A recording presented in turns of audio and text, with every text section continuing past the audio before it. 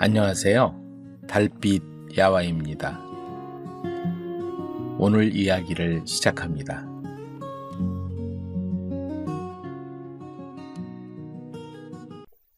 노파가 건넨 엽전 한입. 한적한 시골 장터.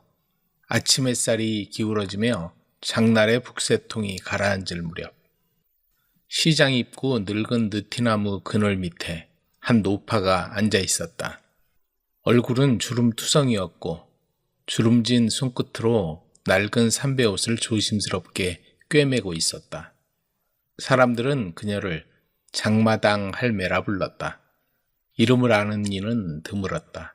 그냥 언제부턴가 그 자리에 있었고 언제까지나 그 자리에 있을 것 같은 사람이었다.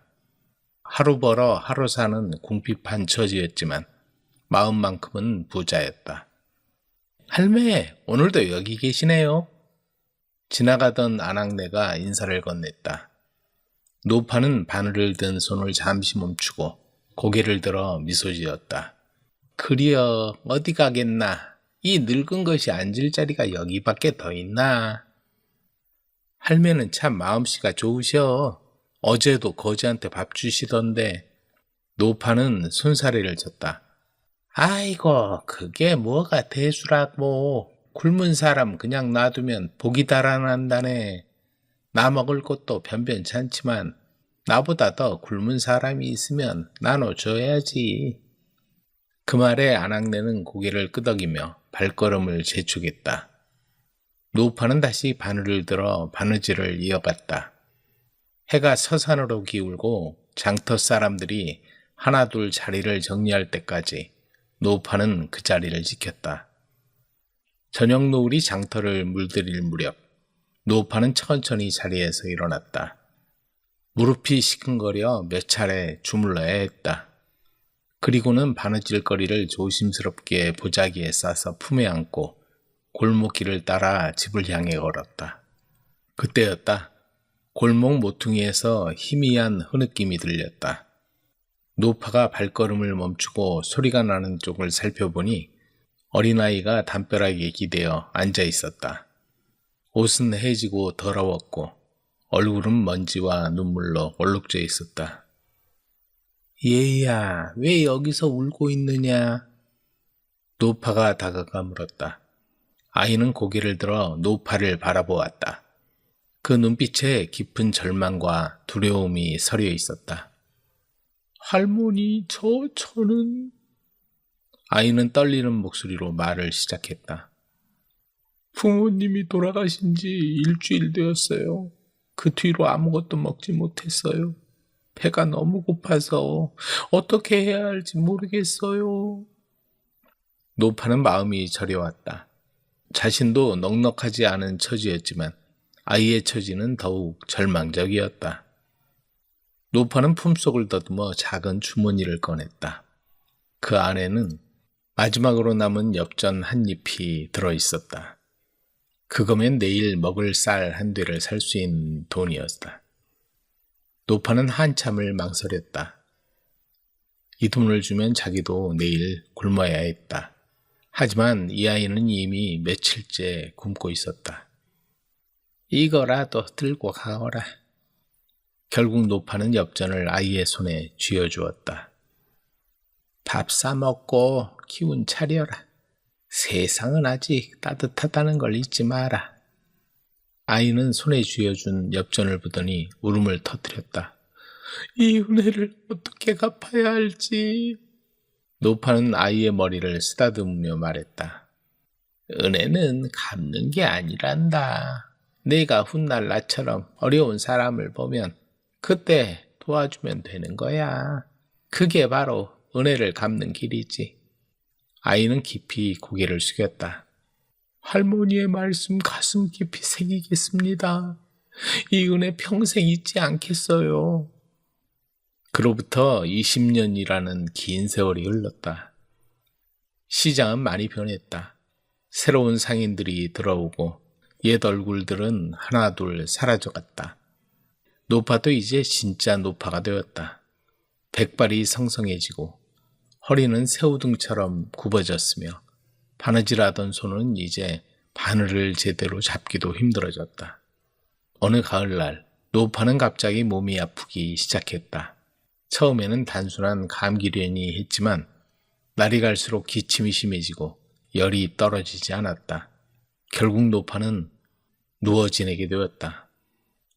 그동안 가끔 도와주던 이웃들도 자신들의 생활에 쫓겨 발길이 뜸해졌다. 노파의 작은 방에는 찬바람과 먼지만이 스며들었다. 끼니를 거르는 날이 많아졌고 병은 더욱 깊어만 갔다. 이제 내 인생도 다 저물어가는구나. 노파는 창밖을 바라보며 혼잣말을 했다. 그래도 후회는 없어. 따뜻한 사람들을 많이 만났고 작은 정이라도 나눠가며 살았으니까. 그런 어느 날 아침 마을에 낯선 행렬이 들어섰다. 말을 탄 남자가 몇 명의 수행원을 거느리고 있었다. 그는 해민세에서 파견된 의원이었다. 근처 지역에 병이 돌고 있다는 소식을 듣고 치료를 위해 파견된 것이었다. 의원은 마을을 돌며 병든 사람들을 찾아 치료하고 있었다. 그러던 중 한 이웃이 그에게 말했다. 의원님, 저기 장마당 할매라고 부르는 노파가 몹시 아프신 것 같습니다. 혼자 사는데 돌봐줄 사람도 없고. 의원은 즉시 그 집으로 향했다. 낡은 초가집 문을 열고 들어서니 야윈 노파가 누워 있었다. 의원이 가까이 다가가 노파의 얼굴을 자세히 보는 순간 그의 눈이 커졌다. 혹시 어르신은? 의원의 목소리가 떨렸다. 노파는 흐릿한 눈으로 그를 바라보았다. 저를 아시나요? 의원은 무릎을 꿇고 앉았다. 어르신, 20년 전 장터위에서 굶주린 아이에게 엽전 한 잎을 주신 적이 있으시죠? 노파는 깜빡이는 눈으로 그를 바라보더니 희미하게 미소를 지었다. 그런 일이 있었나요? 워낙 오래된 일이라서. 그런데 어떻게 그걸 아시나요? 의원의 눈에 눈물이 맺혔다. 제가 바로 그 아이였습니다. 뭐라고요? 노파는 놀란 듯 몸을 일으키려 했다. 의원이 조심스럽게 그녀를 부축했다.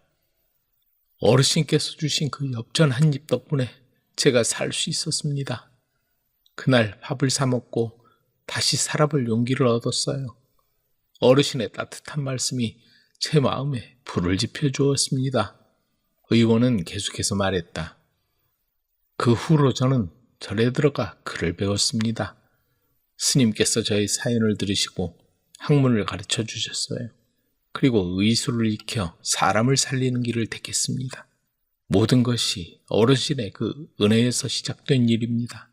노파의 눈가에 눈물이 흘렀다. 내가 오늘 복을 돌려받는 셈이로구먼. 하늘이 이런 기적을 주시다니. 의원은 노파의 거친 손을 두 손으로 감싸며 말했다. 어르신, 제가 이제 어르신의 병을 고쳐드리겠습니다. 그때 어르신께서 제게 생명을 주셨듯이 이번엔 제가 어르신께 건강을 되찾아 드리겠습니다. 그날부터 의원은 노파를 정성껏 돌보았다. 좋은 약재를 구해다 탕을 끓여주고 영양가 있는 음식을 마련해 주었다. 또한 마을 사람들에게 노파의 사연을 알려 많은 이들이 그녀를 찾아와 안부를 묻게 되었다. 노파의 건강은 조금씩 회복되었다. 완전히 낫지는 못했지만 적어도 고통 없이 편안한 나날을 보낼 수 있게 되었다. 의원은 자신의 임무를 마치고 떠나기 전까지 노파 곁을 지켰다. 의원님, 고맙습니다. 정말 고마워요. 무슨 말씀이십니까? 제가 더 감사합니다. 어르신 덕분에 제가 이렇게 사람다운 삶을 살 수 있게 되었습니다. 의원이 떠날 때 노파는 그에게 마지막 당부를 했다. 앞으로도 많은 사람을 도와주세요. 그것이 바로 그 엽전 한 잎이 진짜로 바라던 일일 거예요. 네, 어르신, 명심하겠습니다. 몇 년 후 노파는 편안히 세상을 떠났다. 의원은 소식을 듣고 급히 달려와 장례를 잘 치러주었다. 장터는 여전히 번잡했지만 사람들의 마음 한구석에는 그 따뜻한 사연이 전해졌고 엽전 한 잎이 만들어낸 기적처럼 작은 선행이 계속 이어져 갔다. 박초시 딸이 고른 신랑감. 진천 사는 박초시에겐 어디 내놔도 자랑스러운 외동딸이 있었다. 절세 미인이요 지혜롭고 현명하기까지 했다. 박초시가 딸 하나는 정말 잘 두었어. 나도 저런 며느리 얻고 싶은데 아들이 없구먼. 그런데 문제는 박초시 영감이었다. 술을 워낙 좋아해서 아무하고나 어울려 술잔을 기울였는데 술에 취하면 지키지도 못할 약속을 덥석 해버리고는 다음날 기억도 못하는 것이었다. 자네 아랫말에 있는 논 나한테 넘겨준다고 했지? 뭐라고? 내가 언제? 박초시와 술자리를 가진 동네 사람들은 한결같이 박초시의 취중 약속에 속아 넘어가기 일쑤였다. 물론 술자리에서 건넨 말이라서 강제할 수는 없는 일이지만 날이 갈수록 박초시의 약속을 믿는 사람은 눈 씻고 봐도 보이지 않았다. 저 양반 말로만 저런다니까. 술만 마셨다 하면 공으로 매주를 쓴데도 못 믿어. 허구한 날 이 술집 저 술집에 출근 도장을 찍는 박초시를 보고 다들 무관심하기에 이르렀지만 아직 미혼인 총각들 사이에선 관심의 대상이었다. 바로 외동딸 금화 때문이었다. 안녕하세요, 어르신.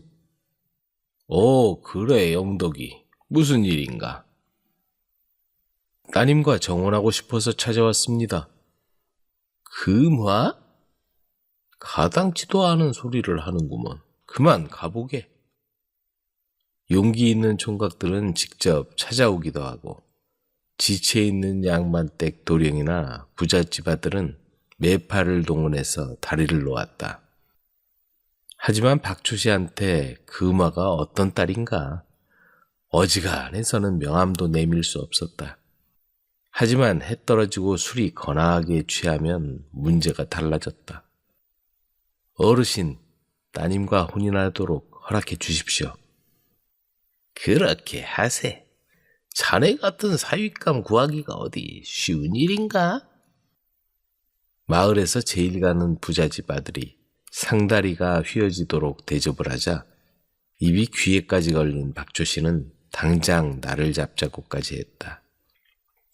상황이 이렇다 보니 동네 총각들 중에 박초시의 딸과 정혼 약속을 했다는 총각이 한둘이 아니었다.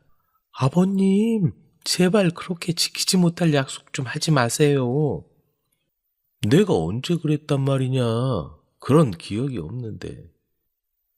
아무리 술자리 약속이지만 이건 혼사 문제였다. 지나가는 그 말을 바라보는 총각들의 눈빛이 달라지는 건 물론이고 박초시를 둘러싸고 논쟁이 벌어지기도 했다. 아버님, 저도 이제 시집을 가야 하니 그분들 중에 한 분을 정하겠어요. 그 중에 누구를 고른단 말이냐? 일단 아버님이 약속하신 분들을 차례로 만나도록 해주세요. 그래서 신랑감 후보들에게 기별을 해서 차례로 찾아오게 했다. 보통은 신랑이 신부를 택하기 마련인데 무슨 시험이나 치르듯이 신랑감 면접을 보다니 이게 무슨 일이란 말인가. 우선 찾아온 총각은 김부잣집 아들이었다. 장안 최고의 부잣집 아들이었기에 자신감이 넘쳤다. 나한테 시집 오면 손가락 하나 까딱하지 않고 편히 살 수 있어. 그리고 나중엔 모든 재산이 내 것이니 그 무엇이 부럽겠소. 다음으로 찾아온 총각은 기생 오라비처럼 잘생긴 정생원의 둘째 아들이었다. 당신처럼 아름다운 분에게는 나처럼 잘생긴 남편이 어울리지 않겠소? 그러니 나를 택해 주시오. 그 다음으로 기골이 장대한 김선달의 아들이 찾아왔다.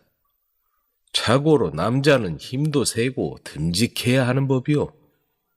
무가에 붙어서 이번에 관직에도 나가게 되었어. 그 뒤로도 몇 명의 신랑감이 자기의 장점을 얘기하며 금화에게 청혼을 했다. 하지만 금화는 그 중에 아무도 마음에 와 닿지를 않았다. 그렇다고 이렇게 신랑감을 공개구원했는데 그냥 접을 수는 없는 일. 그 중에 누구라도 정해야 했다. 아무래도 자신 있는 총각부터 먼저 온 터라 뒤로 갈수록 찾아오는 총각의 자신감이 떨어졌다. 마지막으로 찾아온 건 건넌 마을 사는 신호연이란 총각이었다. 언젠가 비가 부슬부슬 내리던 날 술이 얼큰하게 취한 박주씨를 보자 근처 주막에서 비라도 피하게 할 요량으로 데리고 들어갔었다. 자네 술 한잔 사게. 너무 과하신 거 아닙니까? 아니야. 보아하니 자네 아직 미혼인 것 같은데 내 사위로 삼고 싶구먼. 내 딸 누군지 알고 있지? 그럼요. 금화낭자 아닙니까? 호연은 얼굴이 벌개졌다. 금화의 모습을 보고 가슴이 두근거렸던 기억이 떠오른 것이다. 그날 했던 약속 때문에 용기를 냈지만 막상 자신이 없어 망설이다가 맨 마지막에 찾아온 것이다. 난 가진 것도 없고 그렇다고 잘생긴 것도 아니고 힘이 센 것도 아니오. 하지만 진심으로 아끼고 사랑하는 좋은 남편이 되도록 노력하겠소. 신랑감이 모두 돌아가자 금화는 한참을 생각한 끝에 말했다. 돈은 있다가도 없어지면 그만이고 외모는 세월이 가면 변하기 마련이죠.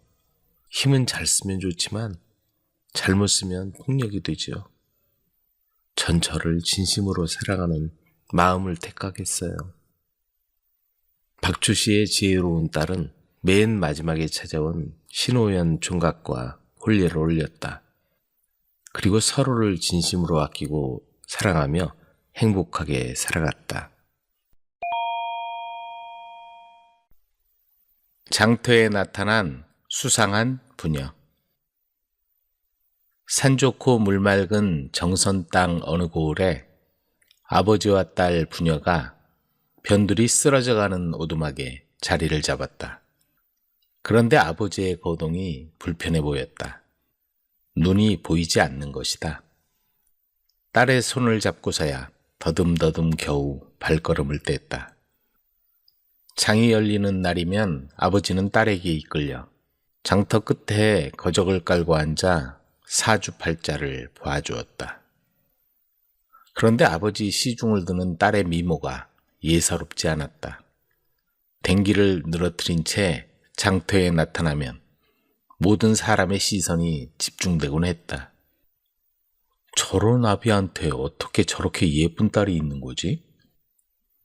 어려서 어미를 여의고 아비 혼자 키웠다는구먼. 오뚝한 콧날, 반달 같은 눈썹, 백옥 같은 피부, 잘록한 허리, 절세 미인이라고 해도 손색이 없을 만큼 빼어난 미모를 뽐내며 딸은 장터를 휘젓고 다녔다. 장사꾼들과 동네 총각들은 장터에 딸의 모습이 나타나면 눈길을 떼지 못했다. 덕분에 아비에게 사주팔자를 보러 오는 손님도 적잖이 늘었다. 연불보다 잿밥에 더 관심이 많았는지 모를 일이지만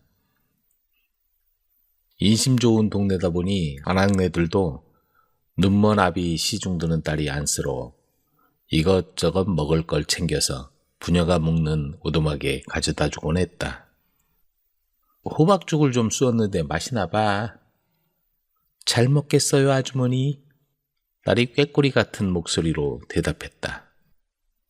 하지만 동네 아낙들의 왕래가 잦아져도 어려서 어미를 잃었다는 것밖에는 부녀의 과거에 대해 아는 사람은 없었다. 딸은 예의가 바르고 어른들을 보면 깍듯했다. 그러다 보니 동네 어른들의 사랑을 한몸에 받았고 총각들은 그 집 근처를 어슬렁거리며 다니기 일쑤였다. 그런데 언제부턴가 장터에서 부녀의 모습이 보이지 않았다. 어떻게 된 거지? 아픈가? 아니면 무슨 일이 있나? 아비와 딸의 모습이 보이지 않자 장터에 나온 무사내들이 애를 태웠다. 그로부터 얼마 후 부녀의 근황이 알려지자 장터 사람들은 한숨을 내쉬었다. 정선에서 이름만 대면 모르는 사람이 없는 부자요. 장터 가게들 대부분을 소유하고 있는 장대인에게 팔려갔고 그로 인해 아비는 마음고생으로 드러누워 문밖 출입도 안 한다는 것이었다. 장터에 나온 장대인의 눈에 들었으니 빠져나갈 구멍이 없었다. 돈 많은 부자니 눈먼 아비에게 평생 먹고 살 돈을 주었을 건 뻔한 이치였다. 장대인이 여자를 데려오려고 10,000냥을 줬다느니 20,000냥을 줬다느니 하는 소문이 돌았지만 그 누구도 입을 열지 않았다. 딸이 장대인에게 간 이후에도 눈먼 아비는 여전히 그 오두막에 살았다. 아비 걱정에 딸은 장대인의 허락을 받아 오두막을 오가며 아비를 돌보곤 했다. 그런데 어느 날 오두막으로 간 딸이 시간이 지나도 돌아오지 않았다.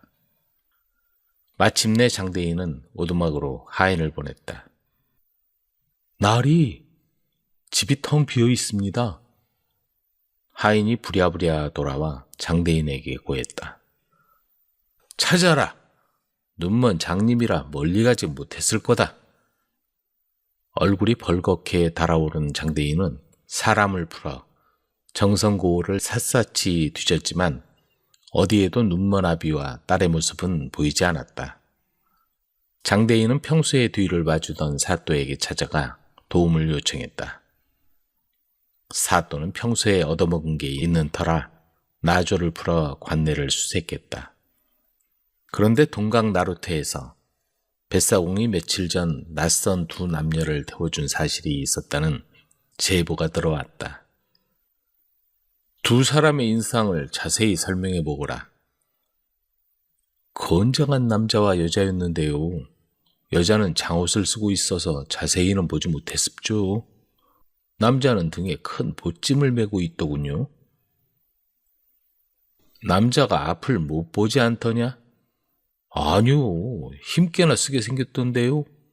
건너편 나루에 내려줬더니 대기하고 있던 말을 타고 쏜살같이 가버리더군요. 그게 전부였다. 사람들은 그들이 누군지 어디로 갔는지 아무것도 알 수 없었다. 그들은 얼마 후 인왕산 자락에 있는 고래등 같은 집에서 나와 충청도 단양에 있는 허름한 오두막으로 들어갔다. 야릇한 미소를 띤 눈먼 남자가 젊은 여자의 손을 꼭 잡은 채였다. 언니 대신 시집간 동생. 개성에서 인삼을 팔아 큰돈을 모은 정대인에겐 두 딸이 있었다. 큰딸의 이름은 서연이요, 작은 딸은 미연이었다. 아들이 없어 섭섭한 마음이 떠나지 않았지만 두 딸이 남달리 영특하고 곱게 자라는 것을 위안 삼아 금지 오겹같이 애지중지 길렀다. 큰딸은 매우 영리하고 남자 못지않게 야무졌고 둘째 딸 또한 똑똑하고 얼굴이 몹시도 아름다웠다. 정대인은 두 딸에게 온 정성을 쏟아 세상 사는 이치와 서화와 글공부를 비롯해 부족함 없이 길렀다. 그때 이웃 마을에 박상천이란 사람이 살고 있었는데 그는 일찍이 인삼을 재배하는 사람이었다. 그가 인삼 재배로 부자가 되자 마을 사람들은 그를 박부자라 불렀다. 정대인은 그가 재배한 인삼을 공급받아 인삼교역을 활발하게 했다. 그러다 보니 두 사람 사이는 더욱 돈독해졌고 성격도 비슷하여 서로 신뢰하는 막역한 사이가 되었다. 두 사람은 장사 속에 밝은 사람들 사이에서 유일하게 마음을 터놓는 친구였다. 어느 따뜻한 봄날 박 부자의 집 후원에 있는 정자에서 정대인과 박 부자가 술잔을 기울이며 춘경을 구경하고 있었다. 여보게 친구, 자네나 나나 이렇게 막역한 사이로 정을 두텁게 나누고 있는데 우리 관계를 자손에도 이어가야 하지 않겠나? 정대인이 진지하게 말을 꺼냈다. 그게 무슨 말인가? 자네 아들 인성이와 우리 딸 서연이를 맺어주잔 말이네. 아, 알겠네, 사돈. 두 사람은 술잔을 기울이며 자식들의 혼사를 약속하기에 이르렀다. 그리하여 두 사람은 아직 15살밖에 안 되는 정대인의 딸 서연과 박 부자의 아들 인성의 혼약을 결정하고 자식들의 장례를 위해 축배를 들었다. 허허, 이제 우리는 사돈지간일세. 다만 인성과 서연이 아직 이른 나이라서 혼사는 2, 3년 후에 하기로 했다. 그리고 박 부자 아내는 시어머니에게 물려받은 옷가락지를 정대인의 큰딸 서연에게 증표로 보내주었다. 그런데 얼마 후 박 부자에게 뜻하지 않은 일이 일어났다. 인삼밭에 괴한이 들어 박 부자를 해치고 수확을 앞둔 인삼을 모조리 캐가는 사건이 발생한 것이다. 정대인이 그 소식을 듣고 한 걸음에 인삼밭으로 달려왔다. 어떻게 된 거냐? 밤중에 소리가 나서 짐승인 줄 알고 나가셨다가 그만. 인성은 아버지의 뜻밖의 사고에 눈물을 억제하지 못하며 그동안의 사정을 말하는 것이었다.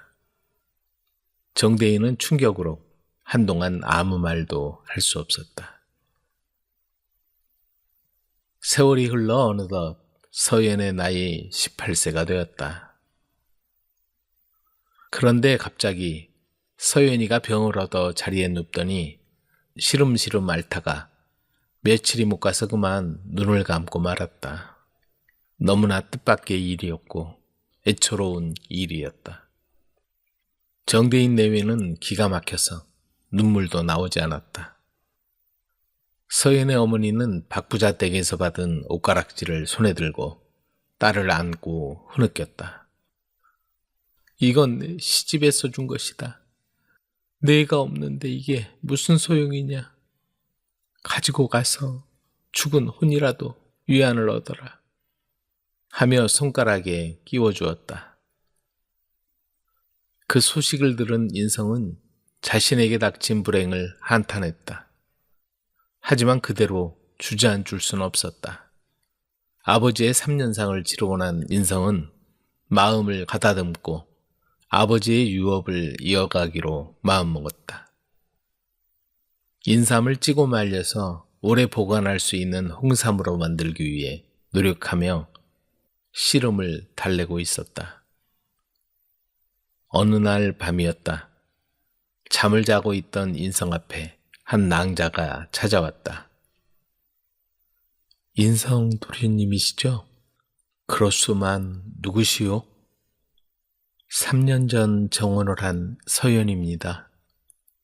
그러면서 서연은 옷가락지를 내보이는 것이었다. 그런데 야심한 시간에 어쩐 일로?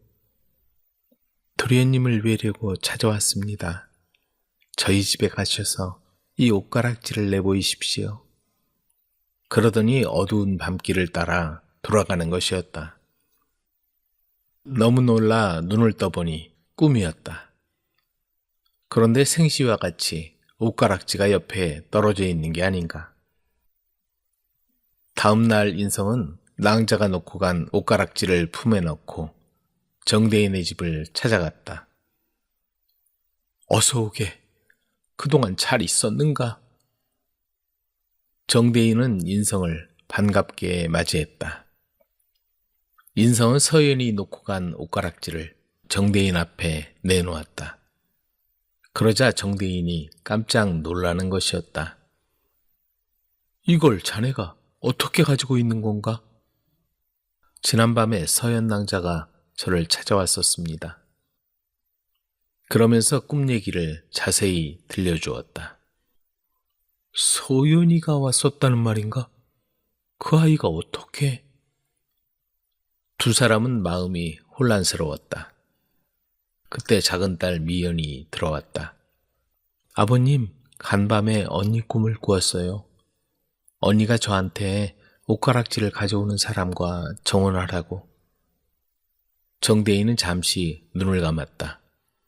그러더니 말을 이었다. 서연이가 너희 둘이 맺어지기를 바라는가 보구나. 그러면 지난날의 약속도 지킬 수 있을 테고. 정대인은 옷가락질을 미연에게 건네주었다. 이제 내가 받아라. 그리고 인성이 자넨 인삼 재배만 하지 말고 틈틈이 나한테 와서 일을 배우도록 하게. 인성과 미연은 100년 가약을 맺었다.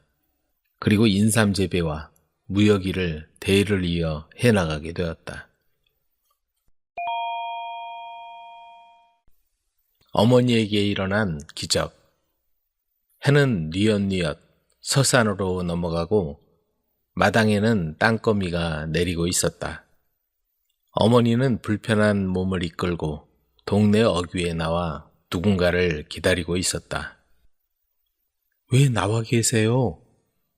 저만치 건장한 총각의 모습이 나타나자 어머니는 주름진 얼굴을 펴고 환한 미소로 그를 반겨 맞았다.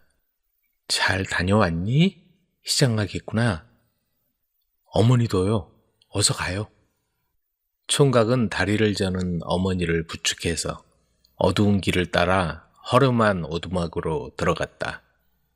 어머니는 어릴 때부터 다리를 절었다. 절름발이라고 아무도 거들떠보지도 않았지만 불편한 다리를 대신해준 착한 남자를 만나 아들까지 낳았다. 하지만 박복한 탓인지 남편을 일찍 떠나보내고 혼자가 된 여자는 불편한 몸으로 아들을 키워왔다. 어머니에게 아들은 남편의 분신이며 살아가는 이유였다. 어려서부터 아들은 다리를 저는 어머니 때문에 마음고생이 심했다. 철없는 동네 아이들은 복만이를 만나면 한쪽 다리를 절뚝거리며 놀려댔다. 내 엄마 절름발이라며? 이렇게 걷던데? 너희들 그만두지 못해? 어머니를 놀려대는 아이들을 보면 복만이는 소리를 질렀다. 어느 때는 분을 참지 못하고 놀리는 아이를 쫓아가 한바탕 싸움박질을 하고 왔다. 그런 아들의 모습을 보며 복만어미는 조용히 눈물을 삼켰다. 아비를 일찍 여의고 어린 나이에 밥벌이에 나선 아들을 보면서 다 자기 다리가 성치 못하기 때문이라고 가슴 아파했다. 세월이 덧없이 흘러 아들은 건장한 18살 총각으로 자라났다. 저 훤칠한 총각은 누구요? 언덕배기에 사는 절름발이 아들이요. 아들 하나 멀쩡하게 잘났네. 그래요. 아들은 나무랄 데가 없어. 인물 좋고 부지런하고. 그쯤에 복만이 어머니도 어서 빨리 혼기에 찬 아들에게 참한 색시를 얻어주는 게 소원이었다. 그런데 막상 아들에게 혼처를 구하려고 나서니 중매를 놓는 자리마다 고개를 내저었다. 넉넉한 살림도 아니고 내놓을 만한 가문도 아니고 거기다가 어머니마저 절름발이니 딸을 주겠다는 집이 없었다. 그래도 어머니는 매파에게 간곡한 부탁을 했다. 하지만 다리를 저는 시어머니를 모시겠다는 처녀가 쉽게 나타나지 않았다. 심지어 따로 살 터이니 걱정하지 말라고 해도 이번에는 집안을 문제 삼았다. 내가 몸이 성치 않아 복만이에게 집만 되는구나. 그런 생각이라도 할라치면 어머니 생각을 알아차렸는지 아들이 손을 잡고 이렇게 다짐하는 거였다. 어머니, 전 어머니 잘 모시는 여자가 좋아요. 아들이 한 살 한 살 나이를 먹어가자 어머니는 조바심이 나서 매파를 불러 당부하기에 이르렀다. 조금 부족해도 상관없으니 홀례나 치를 수 있게 손을 써주시구려. 아랫마을 이첩지 딸이 발 한쪽이 불편하다고 하는데 괜찮으시면 한번 다리를 놓아보죠. 시어미는 다리가 그렇고 며느리는 발이 불편하니 좀 그렇기는 하겠지만 어쩌겠소. 한번 알아봐 주시구려. 매파가 그 길로 이첨지 집에 가서 뜻을 전했다. 이쪽에서 말만 하면 얼씨구나 하고 반길 줄 알았는데 이첨지는 매파를 보고 소리를 버럭 질렀다. 우리 딸도 몸이 불편한데 다리를 저는 시어머니를 모시라고? 그런 말 같지도 않은 소리는 아예 꺼내지도 마소. 원 동네 창피해서. 매파의 얘기를 듣고 어머니는 심한 자책감에 빠져 눈물을 흘렸다. 내가 없으면 우리 복만이 장가라도 잘 갈 텐데. 어머니는 잠자리에서 아들 장가를 들게 해달라고 기도를 올리고 잠이 들었다. 어리석은 짓이로다. 어찌 아들 장가만 들게 해달라고 비는 것이냐. 다리를 고치면 모든 게 해결될 것을. 제 다리를 고칠 방도가 있단 말입니까? 그렇다. 집 앞 논을 지켜보아라. 그곳에 다리저는 학이 날아올 것이다. 그 학을 주의 깊게 지켜보면 다리를 낳을 방법을 찾게 될 것이니라. 그 말을 남기고 노인은 사라졌다. 깨어보니 꿈이었다. 논에 날아오는 학한테서 다리를 치료할 방법을 알 수 있다니 그게 무슨 말이지? 처음에 어머니는 꿈을 대수롭지 않게 여겼다. 하지만 그냥 넘기기가 마음에 걸려 틈만 나면 집 앞의 논을 바라보았다. 남편 살아생전에 마련한 추억이 깃든 논이었다. 하루 이틀이 지나도 학은 보이지 않았다. 그런데 어느 날 꿈에서 이룬 것처럼 한쪽 다리를 저는 학이 논에 날아들었다. 그러더니 논 가운데 내려앉아 다친 다리를 조심스럽게 내려놓는 게 아닌가. 그러기를 사흘째 되는 날 학은 어디가 다쳤냐는 듯이 두 발로 힘차게 하늘을 향해 날아오르더니 멀리 날아가 버렸다. 이상하다. 저기 뭐가 있는 거지? 어머니는 저는 다리를 이끌고 논 가운데로 가보았다. 그러자 논 가운데 뜨거운 물이 조금씩 뿜어져 나오고 있었다. 그 주위엔 뜨거워 아무것도 자라나지 못할 정도였다. 학이 한 것처럼 다리를 한번 담가보자. 어머니는 그 물에 다리를 담갔다. 그러자 시원한 기운이 온 몸을 감쌌다.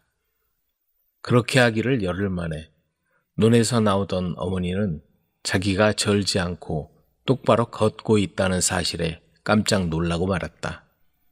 다리가 나았어. 복만아, 내 다리가 나았다.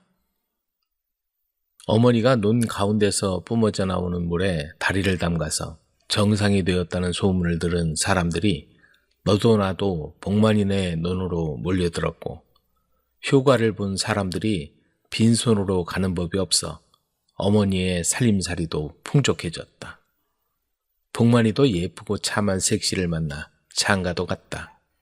세종대왕이 안지를 치료하러 들린 이후부터 그 지역은 온양이라는 이름이 붙여졌으며 그곳에서 나오는 물은 오늘까지도 많은 사람의 질병 치료에 효과가 있다고 전해진다. 가난한 아우가 부자가 된 비밀. 지리산 깊은 산골 마을에 두 형제가 살았다. 두 사람은 형제이긴 하지만 생김새나 성격이 서로 완전히 달랐다. 형은 우락부락한 데다가 욕심이 많았고, 아우는 심성이 착하고 어려운 이웃을 돌보는 따뜻한 마음씨를 가지고 있었다. 한 형제인데 어쩌면 저렇게 다를까? 글쎄 말이요. 이웃들은 형제를 볼 때마다 그렇게 수군거리곤 했다. 부부가 서로 닮는 건지 그렇게 만난 건지 몰라도 형은 욕심 많고 자기밖에 모르는 여자를 만났고 아우는 착하고 순한 여자를 만났다. 가진 재산이 제법 많아 사는 데는 지장이 없었지만 아버지의 병환이 깊어가는 게 큰 걱정이었다. 어느 날 아버지가 두 형제를 불러앉혀놓고 말했다. 이제 머지않아 내 어미 곁으로 갈 것 같구나. 형제가 서로 도와가며 잘 살아야 한다. 네, 아버지. 아우가 슬픈 얼굴로 대답했다.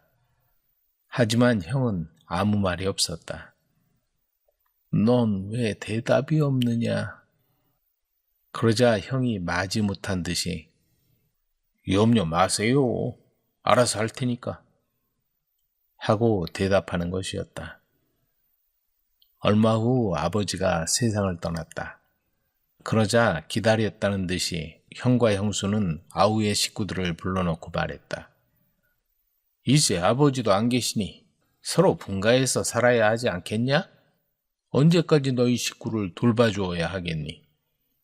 저 산기슭에 있는 밭되기하고 논 반마지기 줄 테니 나가 살아야겠다.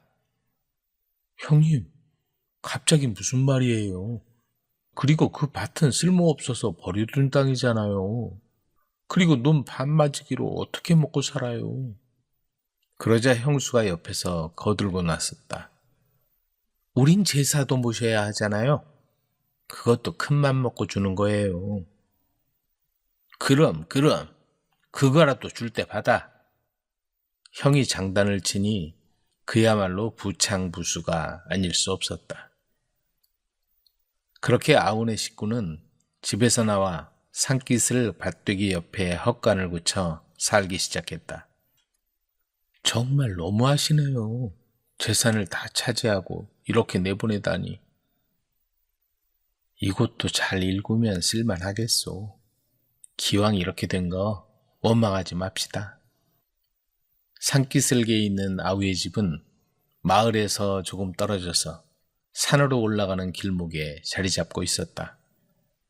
그래서 밤만 되면 산짐승의 울음소리가 들리곤 해서 바깥 출입을 하기가 무서웠다. 그런데 어느 날 두렁거리는 소리가 들려서 아우가 방문 틈으로 내다보니 한 무리의 사람들이 보였다. 오늘은 크게 한 건 했다. 가서 잘 넣어두고 돌아가자. 네, 두목님. 그러더니 두목인 듯한 사내가 앞장을 서고 자루를 들쳐맨 사내들이 뒤를 따르는 것이었다. 산적들이다. 아우는 등골이 오싹해졌다. 지리산엔 예로부터 산적들의 소굴이 있었고 그날도 어디선가 재물을 털어서 돌아가는 중이었다.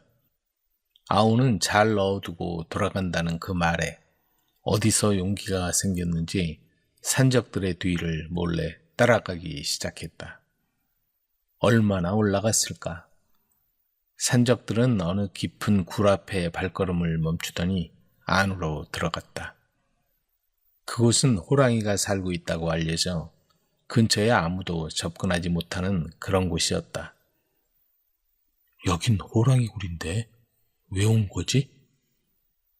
수풀에 몸을 숨기고 한참을 지켜보고 있자니까 산적들이 굴에서 나와 숲속으로 사라졌다. 아우가 집으로 돌아오니 아내가 가슴을 졸이며 기다리고 있었다. 어디 갔다 오는 거예요? 산적들이 재물을 숨겨놓은 곳에 다녀왔소. 내일 날이 밝으면 한번 가봅시다. 부부는 뜬 눈으로 밤을 지새우고 날이 밝자 산에 올라 호랑이 굴을 찾아갔다. 어둡고 깊은 굴속을 더듬어 들어가니 빈터가 나오고 그곳에 상자들이 수북이 쌓여 있었다. 상자를 열어보니 각종 금은 보화가 가득 들어 있었다.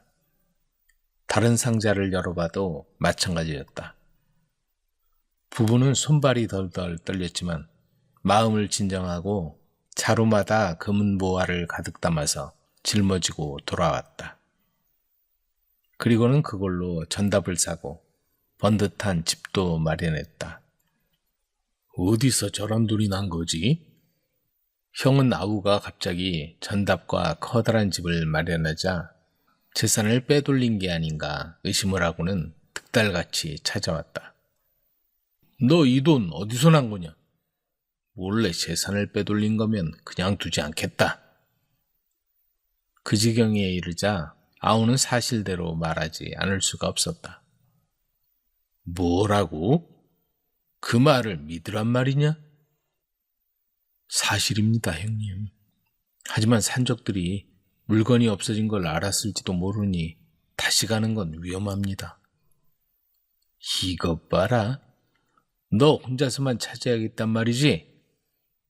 그러더니 형은 열을 내며 집으로 돌아가 버렸다. 한편 굴에 찾아간 산적들은 상자들이 열려있고 보화들이 사라진 걸 알았다. 누가 여길 찾아와서 보화를 가져갔다. 오늘부터 숨어서 여길 지키도록 해라. 누구의 소행인지 가만두지 않겠다. 산적두목이 씩씩거리며 부하들에게 명령했다. 다음 날 일찌감치 형과 형수는 커다란 자루를 준비하고 짊어지고 올 지게까지 가지고 산길을 나섰다. 내가 더 많이 가져와야지. 아우보다 적으면 되겠어? 형과 형수는 험한 산속으로 올라가 마침내 굴을 찾아내서 그곳으로 들어갔다. 아우의 말대로 금은 보화가 가득 담긴 상자들이 쌓여 있었다. 그런데 막 자루를 열고 보화를 담으려던 순간 목덜미에 서슬이 시퍼런 칼날이 닿았다. 바로 너였구나. 간이 배 밖으로 나와도 분수가 있지. 산적의 물건을 훔쳐? 그들은 너무 놀라 그 자리에 주저앉았다. 잘못했습니다. 제발 목숨만 살려주십시오. 하지만 산적들은 벌벌 떨면서 애걸하는 그들을 꽁꽁 묶어서 어디론가 끌고 가버렸고 그 뒤로는 아무도 소식을 들을 수가 없었다. 아우 부부는 형과 형수가 산에 간 뒤로 돌아오지 못하자 몹시 슬퍼하며 형의 자식들까지 돌보며 굴 속에서 가져온 보화를 어려운 사람들을 위해 아낌없이 나누어 주었다. 어차피 내 돈이 아니야. 돌려줘야 해. 그런데 굴 속에 있던 금은 보화는 어떻게 되었을까? 여긴 안전한 곳이 아니야. 다른 곳으로 옮기자. 산적들은 그 후 굴 속에 들어있던 보화를 어딘가로 옮겨갔다. 산적들의 횡포로 인해 고을 사람들이 고통을 당하자 관아에선 지리산 산적들을 소탕하기 시작했고 산적들이 마침내 자취를 감추었다. 자기 몸을 도둑맞은 총각. 산길을 따라 한 총각이 걸어가고 있었다. 따뜻한 봄바람이 나뭇가지 사이를 스치고 들꽃들이 길가에 고개를 내밀고 있었다. 그는 3년 전 학문을 배우기 위해 먼 곳으로 떠났다가 이제야 고향으로 돌아가는 길이었다. 어머니 아버지는 잘 계실까? 정배는 부모님을 생각하며 미소를 지었다. 그리고 마음 한구석에 꽃분이의 얼굴이 떠올랐다. 지금쯤 어떻게 변해 있을까? 정배는 고향을 떠날 때만 해도 풋풋한 소년이었지만 이제는 거뭇한 수염이 돋은 어엿한 총각이 되어 있었다. 기분 좋게 집을 향해 걷던 그때 길가에서 우연히 마을 친구 만식이를 만났다. 어라, 만식아. 정배네? 너 또 어디 갔다가 오는 거야? 만식의 말에 정배는 고개를 갸웃거렸다. 또? 무슨 말이야? 나 3년 만에 집에 돌아가는 길인데. 야, 농담도 정도껏 해라. 너 작년에 돌아왔잖아. 순간 정배의 발걸음이 멈추었다. 한 동네에 사는 친구가 알 수 없는 말을 하는 것이었다. 정배는 그저 농담이려니 생각하고 발걸음을 다시 옮겼다. 오랜만에 돌아온 고향집은 그대로였다. 하지만 집에 도착한 순간 정배는 눈앞의 광경에 얼어붙었다. 대청마루에서 책을 읽고 있는 총각의 모습이 마치 자기를 보는 것 같았다. 그 총각은 자신과 똑같이 생긴 또 다른 정배였다. 이게 무슨 일이지? 정배가 대청으로 성큼성큼 걸어가며 소리쳤다. 도대체 넌 누구냐? 그러자 그가 책에서 눈을 떼고는 대꾸했다. 나? 이 집 아들 정배다. 그러는 넌 누구냐? 순간 차가운 공기가 흘렀다. 이게 말이 돼? 그 모습에 어머니는 놀라며 두 사람을 번갈아 보았다. 이게 어떻게 된 일이냐? 가짜 정배는 잠시 당황하는 듯 하더니 곧 침착하게 말했다. 이 녀석이 거짓말쟁이입니다. 어머니 아버지, 이 사람을 믿지 마세요. 황당하긴 가족들도 마찬가지였다. 그도 그럴 것이 벌써 1년 전에 아들이 돌아와 있던 것이다. 정배가 당황해서 외쳤다. 아니 이게 어떻게 된 일이에요? 제가 정배예요. 공부하고 3년 만에 돌아왔어요. 그러자 대청에 앉아있던 가짜 정배가 코웃음을 치며 말했다. 뭐라고? 내가 정배라고? 웃기지 마라. 아버지, 이 사람은 가짜입니다. 귀신이 둔갑한 것이 분명해요. 가족들은 둘을 번갈아 바라보았지만 얼굴은 물론 목소리라든가 몸짓까지 어쩌면 그렇게 닮았는지 도저히 가려낼 수가 없었다.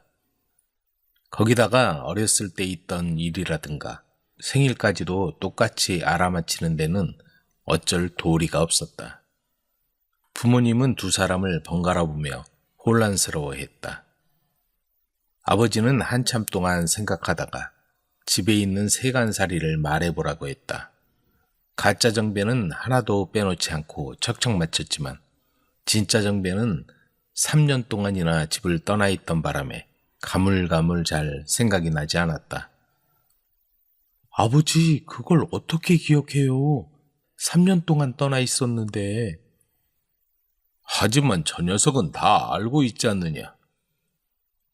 아버지는 깊은 한숨을 내쉬며 고개를 저었다. 가짜는 너다. 당장 물러가거라. 결국 아버지는 가짜 정배를 믿고 진짜 정배를 집에서 내쫓았다. 정배는 절망 속에서 방황하기 시작했다. 숲에서 자고 바위 밑에서 비를 피하며 정처 없이 떠돌던 어느 날 그는 길가에서 한 노인을 만났다. 젊은이, 어째서 얼굴이 그리 어두운가? 정배는 사정을 이야기했다. 그러자 노인은 그의 얼굴을 빤히 쳐다보더니 말했다. 너를 도둑 맞았구나. 노인의 뜻밖의 말에 정배는 깜짝 놀랐다. 저를 도둑 맞았다고요? 노인은 천천히 설명했다. 내 신체 일부를 먹은 것이 내 모습으로 변한 것이다. 정배는 문득 스승님의 말이 떠올랐다. 손톱과 발톱을 함부로 버리면 안 된다. 그것을 먹은 존재가 내 형상을 빼앗을 수도 있다. 그때 노인은 의미심장한 미소를 지으며 말했다. 가짜를 잡고 싶다면 고양이 한 마리를 데리고 가거라. 그리고 그 가짜 앞에서 고양이를 내놓아 보아라. 정배는 노인의 말을 따라 고양이를 구해서 품에 안고 다시 집으로 향했다. 집에 도착하자 가짜 정배가 매섭게 소리쳤다. 왜 또 왔느냐? 그러자 정배는 말없이 품에서 고양이를 꺼냈다. 순간 가짜 정배의 얼굴이 새파래지더니 몸을 떨기 시작했다. 고양이? 그러자 고양이는 본능적으로 가짜 정배에게 달려들어 목덜미를 물었다. 끼익! 비명을 지르며 쓰러진 존재는 더 이상 사람이 아니었다. 털이 거칠게 돋아난 거대한 들쥐가 바닥을 뒹굴며 몸부림쳤다. 부모님은 놀라며 물러섰다. 저게 뭐냐? 노인의 말은 사실이었다.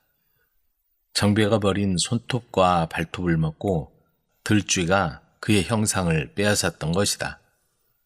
고양이는 마지막으로 들쥐를 핥히었고 이내 괴물 같은 들쥐는 힘없이 쓰러졌다. 모든 진실이 밝혀지고 정배는 마침내 부모님 품으로 돌아왔다. 부모님은 한동안 놀라 멍하니 서 있었지만 미안한 얼굴로 아들을 감싸 안았다. 우리 아들, 정말 미안하다. 정배는 하늘을 올려다보며 깊은 숨을 들이마셨다.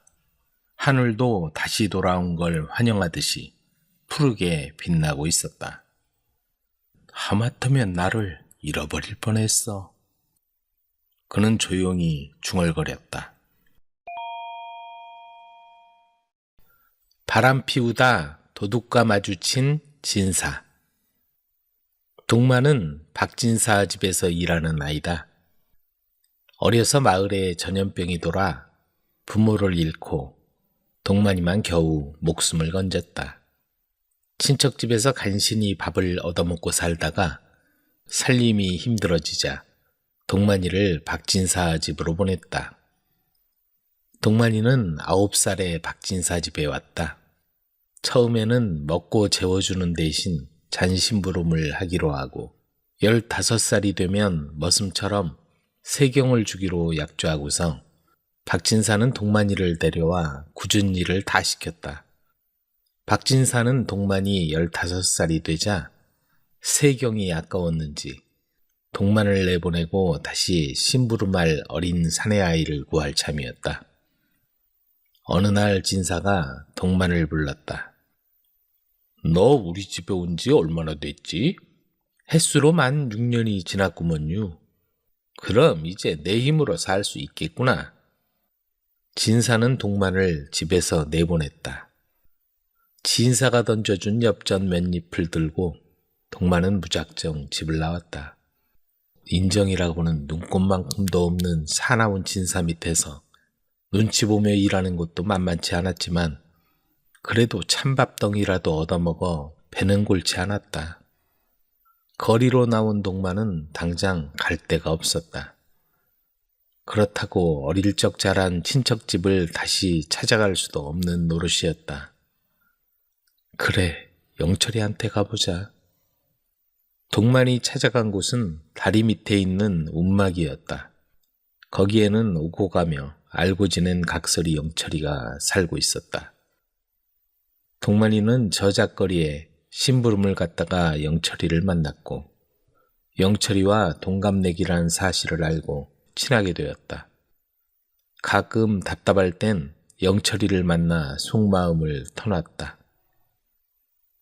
동만이가 힘들게 사는 것을 알고 있는 영철이는 그 집에서 나와서 자기들하고 지내도 된다고 몇 번 얘기했다. 그럴까도 생각했지만 넉살 좋은 영철이와는 달리 부끄러움이 많은 동만이는 사람들 앞에 나설 용기가 없었다. 영철아! 동만이가 움막 앞에서 머뭇거리다가 영철이를 불렀다.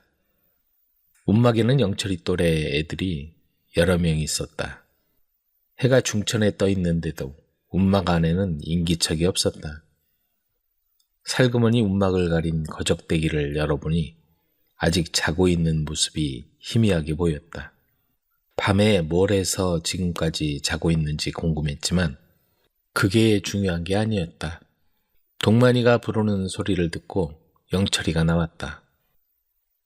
동만이의 사정 얘기를 듣고는 영철이 안으로 들어가 대장에게 허락을 받은 후 잠시 후 다시 나왔다. 그렇게 동만은 움막에서의 생활을 시작했다. 동냥하며 이 집 저 집 돌아다니며 각설이 타령을 부르자니 얼굴이 화끈거렸다. 하지만 그것도 하루 이틀 지나자 익숙해지는 것이었다. 그렇지만 박진사 집에 이르러서는 멀찍이 바라만 보았다. 차마 그런 모습을 보이기 싫었다. 영철이도 그 마음을 아는지 아무 말도 하지 않았다. 어느 날 움막에서 대장 노릇을 하는 사내가 동만을 찾았다. 너도 이제부터 일을 시작해야 한다. 그들은 낮에는 평범한 각설이 행세를 하지만 밤이면 남의 집 담을 넘는 도둑질을 해야 했다. 동만은 온몸이 덜덜 떨려왔다. 각설이야 창피하면 그만이지만 도둑질은 얘기가 달랐다. 하지만 당장 그곳에서 도망치면 어디로 가야 한단 말인가. 그날 밤 동만은 영철을 따라 나서야만 했다.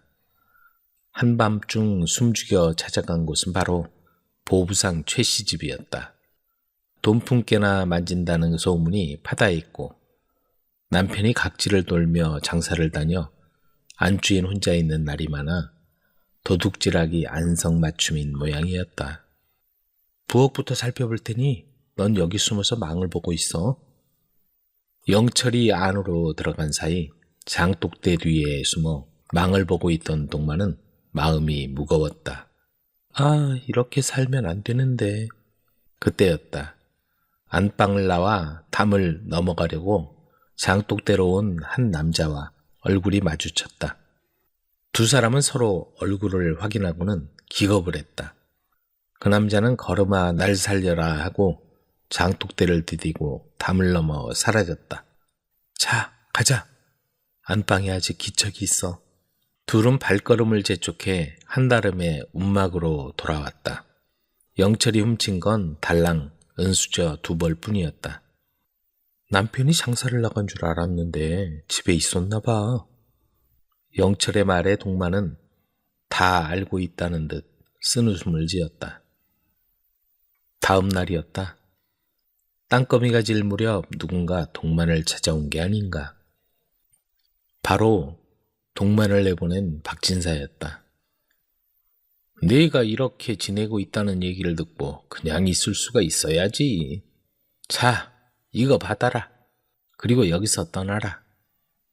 동만은 주머니를 열어보고 나서 말없이 다시 박진사 앞에 밀어놓았다.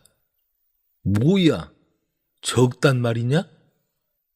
박진사가 얼굴이 벌개져서 돌아가더니 얼마 후 다시 돌아왔다. 이게 가진 거 다야. 박진사는 묵직한 주머니를 동만에게 내밀었다. 주머니를 열어본 동만은 빙긋이 웃었다. 그 모습을 본 박진사는 울상이 되어 돌아갔다. 세상에 소문이라도 나면 진사체면은 물론이고 당장 새도 있는 처갓집에서 불호령이 떨어지고 집 떠난 보부상 최씨가 알기라도 하는 날이면 큰일이기 때문이다. 그 생각을 하니 박진사는 오금이 저려 동만에게 준 500냥이 문제가 아니었다. 동만이 영철을 불렀다. 그동안 나를 도와줘서 고맙다.